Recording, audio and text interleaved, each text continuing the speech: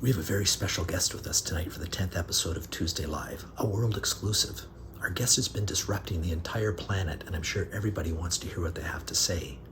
This is the interview that the world has been waiting for. So let's give a warm, but not too encouraging, Tuesday Live welcome to the virus that everybody's talking about, SARS-CoV-2. Hello there. I'm actually just one of several gazillion of us, but since I'm not currently engaged in any viral transmission at the particular moment, although you could come a little closer, I've been named the acting spokesvirus. Thank you for choosing Tuesday Live for your first ever interview, SARS-CoV-2. You can call me COVIDy if you'd like. Okay, COVIDy then. As you can imagine, you're not a very popular figure right now for all the pain and suffering you've been causing. What do you and your fellow virus particles have to say for yourselves? Now hold on a second. Don't put the blame on us. We were just hanging around with bats for the last, I don't really have a concept of time, but it's been a while. We were all having a gay old time, replicating freely among the bats. Those were the good old days.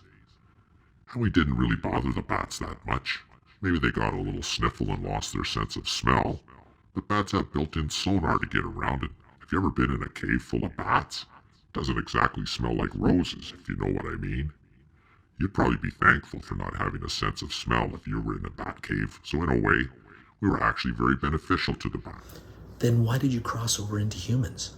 Cross over into humans? It's more like humans crossed over into us.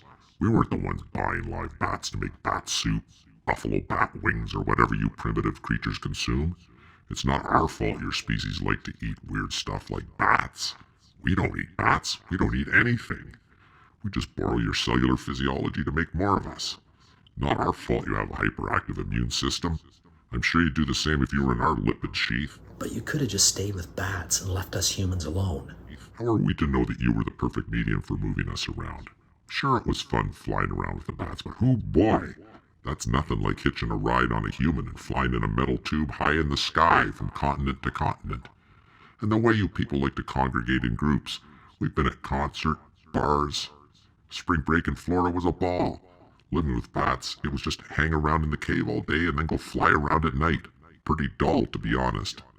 But from a viral perspective, you people are awesome. It was like we were eating plain oatmeal for years and years, then suddenly somebody put a bowl of Captain Crunch in front of us. We couldn't help ourselves. Hanging around a cave of bats is one thing, but hanging around with humans? It was like moving from a basement apartment with no windows to a luxury penthouse. Once we tasted the sweet honey of replication in the human population, there was no stopping us. As you humans are so proud of saying about your moronic internet memes, we went viral. We're the original viral phenomenon. I guess I see your point. Can you comment on the rumor that you were created in a lab? Created in a lab? You humans sure think you're something, don't you? Do I look like I was made in a lab? I'm the result of millions of years of mutation. You don't get a bod like this as the result of a lab accident.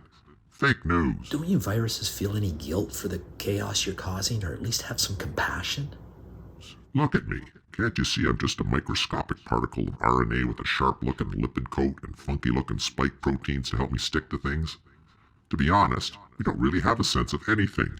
Just a burning desire to replicate, courtesy of hosts like you. What's the purpose of all this? That's the burning question all of us humans have. Purpose? Why does there have to be a purpose? There is no purpose. Why does everything need a purpose? In many ways, we are the perfect life form. A wee bit of genetic material and a snazzy lipid coat and these cool spiky proteins. We just hitch along through life on other organisms. Pretty simple, really, but let me tell you something that's going to blow your collective minds. How many humans are there on the planet? 7 or 8 billion? Do you know how many viruses there are? 10 to the power of 31. You don't look very sharp, but no need to pull out your calculator. Trust me, that's a lot. Do you want to know the truth? Can you even take the truth? The truth is, this is our planet, and you humans are just here for the purpose of viral replication. Sure, we let you have your culture, politics, and entertainment.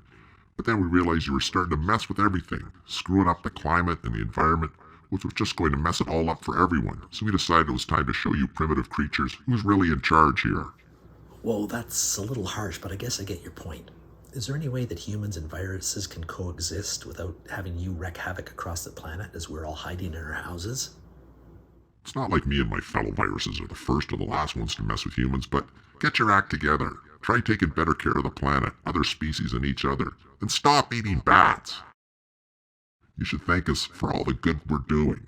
Air quality is better, people are driving less, and learning to appreciate things more. You're figuring out who's really important. Healthcare workers, farmers, truck drivers, warehouse workers, grocery store cashiers, and others who work to supply food and other essential goods and services. You're seeing the leaders who really care about people, and those who are just there for their own wealth and power. Those are all good points, Covidian. Listen, we really appreciate you coming on the show tonight to chat. But to be honest, we'd really like it if just you and your friends just took off and left us alone. We're going to stick around for a bit. I'd really love to meet you and your audience in person. I'm sure you would. Can I offer you a refreshing bleach spritzer? No way, man. I'm out of here.